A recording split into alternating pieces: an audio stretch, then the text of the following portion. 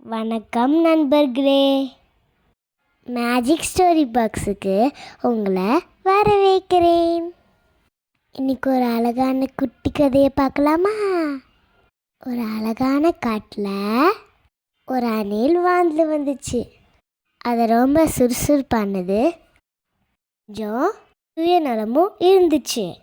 ஒரு நாள் காட்டில் நிறைய கொட்டைகள் விழுந்திருந்தது. குட்டி அணில் அதை பார்த்து சந்தோஷமா, இதையெல்லாம் பார்த்துட்டு இதெல்லாம் என்னோடது அப்படின்னு நினச்சிட்டு எல்லா கொட்டைகளையும் மரத்து கடையில் மறித்து வச்சிருச்சு.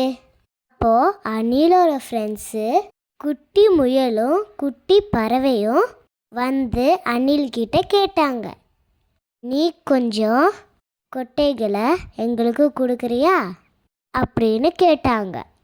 அதுக்கு அணில், வரமாட்டேன், இதெல்லாம் என்னோடது அப்படின்னு சொல்லிடுச்சு. குட்டி முயலும் குட்டி பறவையும் சோகமாக திரும்பி போயிட்டாங்க. கொஞ்ச நேரத்துக்கு அப்புறம் அணில் தனியாக உட்காந்து கொட்டைகளை எடுத்து சாப்பிட்டு இருந்துச்சு. அப்போது அணிலோட ஃப்ரெண்ட்ஸ் யாருமே பேசவே இல்லை, கூட சேர்ந்து விளையாடவும் இல்லை. அதை பார்த்துட்டு அணில் ரொம்ப வருத்தப்பட்டுச்சு. அப்போது அணிலுக்கு ஒரு எண்ணம் வந்துச்சு, பகிர்ந்து இருந்தா ஃப்ரெண்ட்ஸ் எல்லாரும் என் கூட இருந்திருப்பாங்க. உடனே அணில் கொட்டைகளை எடுத்துகிட்டு போய் ஃப்ரெண்ட்ஸ் கிட்ட கொடுத்துருச்சு. சாரி ஃப்ரெண்ட்ஸ், நம்ம எல்லாரும் சேர்ந்து சாப்பிட்லாம் அப்படின்னு சொல்லிச்சு. முயலும் பறவையும் சந்தோஷமாக வந்தாங்க. எல்லாரும் சேர்ந்து கொட்டைகளை சாப்பிட்டாங்க.